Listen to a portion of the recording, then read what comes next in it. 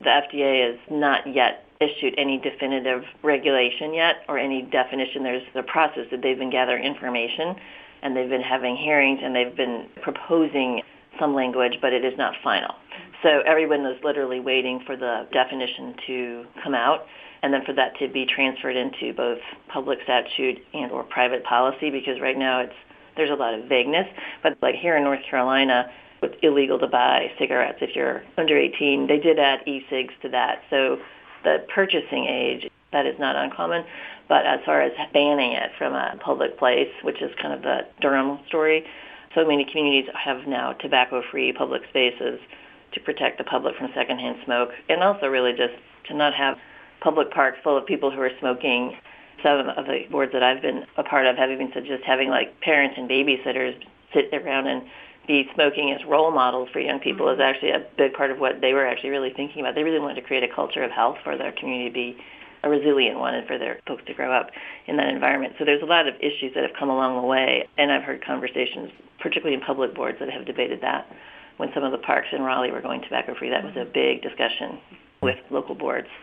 Do we know much about the actual health impacts on e-cigarettes or secondhand smoke from these?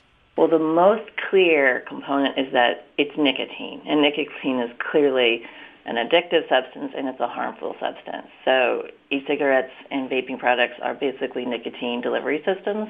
And so, yes, we do know that there are significant health concerns with nicotine. Two of the areas that are the most concerned are women who are pregnant can certainly deliver nicotine to a fetus, and that is a very toxic exposure.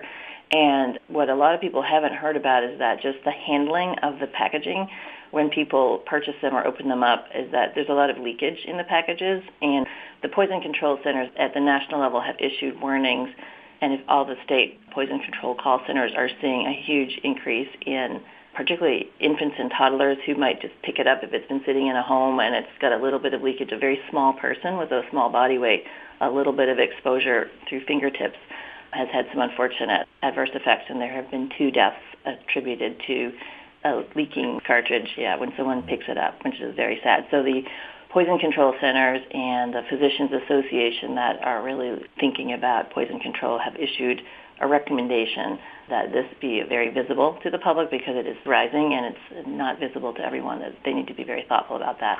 But separate from that, vaping or smoking nicotine product is not a risk-free enterprise. It's nicotine, and that has significant cardiovascular and other effects that are adverse and not good for health. We've been talking with Meg Molloy and Lindsey Bickers Bock with Prevention Partners here in North Carolina. Terrific information, ladies. Thank you so much. Thank you, Brandon. Appreciate your interest. Thank you.